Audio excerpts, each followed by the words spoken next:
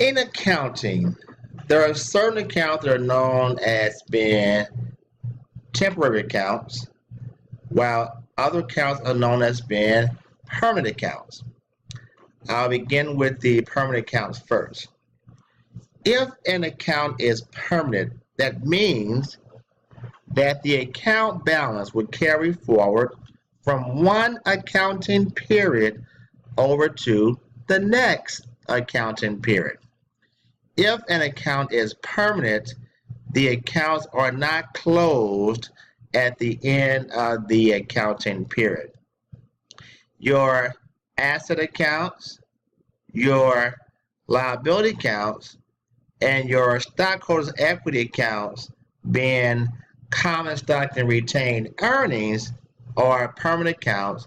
They are not closed at the end of the accounting period. But if an account is temporary, it means the account balance will be closed at the end of the accounting period. The account balance does not carry forward from one accounting period over to the next. Instead, the account will be closed out, giving a zero balance at the end of each accounting period. Your revenue accounts are temporary, your expenses are temporary, and your dividends are temporary as well. It means that for these types of accounts, they're going to be closed out during what's known as the closing entry process. Okay? So we're going to take a look at the process of closing out what's known as the temporary accounts. When you think about net income or net loss, how do we calculate net income or net loss? It is simply revenues minus expenses. So at the end of the accounting period, the net income or net loss, as well as the amount of dividends paid out through the accounting period, are going to be transferred over to the retained earnings account.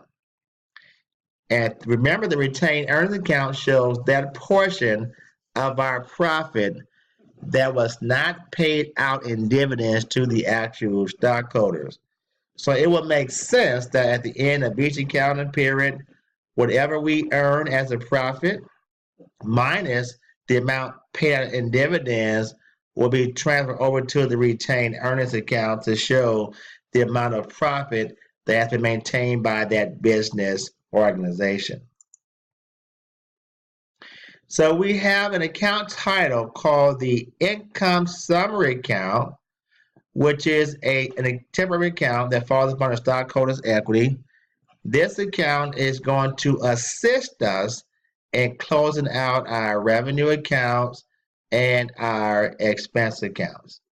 So there is a 4-step process for closing out the temporary accounts. We first close out the revenue accounts to income summary. We then close out the expense accounts to income summary. Income summary is closed out to the retained earnings account. And last, our dividends are closed out to retained earnings. So those 4 steps are referred to as being REID, R-E-I-D. Close out revenue accounts first, then your expenses, followed by the income summary account, and last you close out all of your dividends. Okay? So here we see a sample of the closing entries. When you think about your revenue accounts have a balance shown on the credit side. The credit side is their normal balance side. In order to close an account out, the account has to be debited the amount that would give it a zero balance. So my service revenue account from the ledger had a credit balance of $10,600.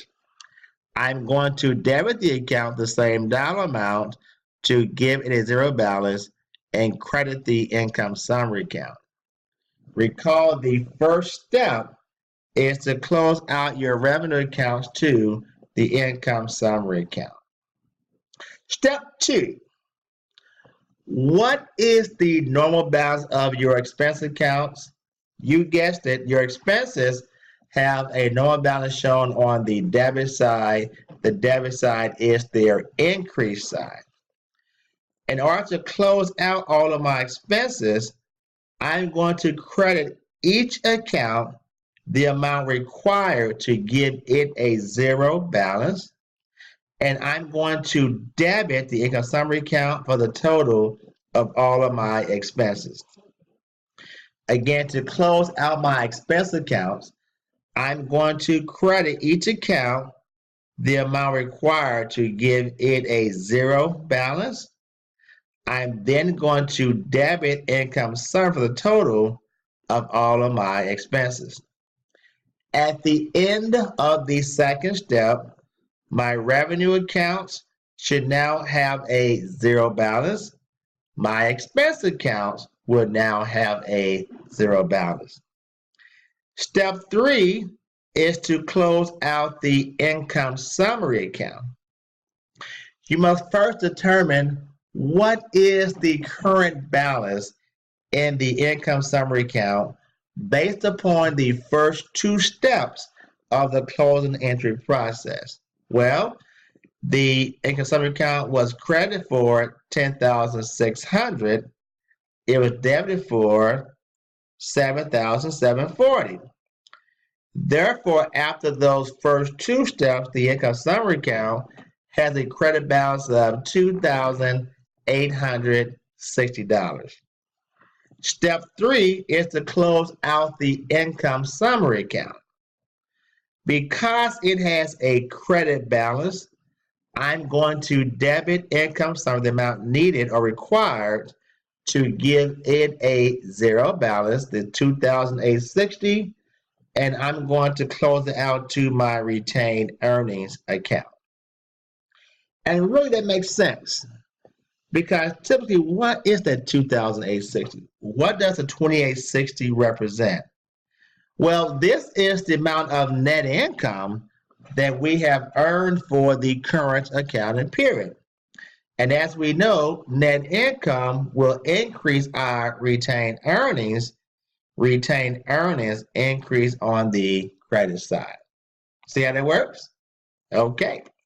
The fourth and final step is to close out dividends to the retained earnings account. Dividends has a normal balance shown on the debit side. In order to close out the account, I'm going to credit my dividend account. The amount required to give it a zero balance is closed out to my retained earnings account. And once again, it makes sense from a logical standpoint, because how does paying out dividends impact your retained earnings? It will reduce your retained earnings. Retained earnings will decrease on the debit side. So at the end of the 4 steps, my revenue accounts should now have a zero balance. My expense accounts should now have a zero balance. Income summary, zero balance. Dividends, zero balance. If I take a look at my ledger accounts for my revenue accounts, my expense accounts, income summary, and dividends, they now all have a zero balance. They've now all been closed out, meaning given a zero balance, and we're now prepared for the upcoming accounting period. Now, retained earnings is a permanent account. Therefore, it is not going to be closed out. So the retained earnings in the balance for this accounting period, the $2,360, this amount will become my beginning balance for the upcoming accounting period. Once you have closed out all of our accounts that are temporary, you prepare what's called a post-closing trial balance. This is a trial balance prepared after you complete the closing entry process.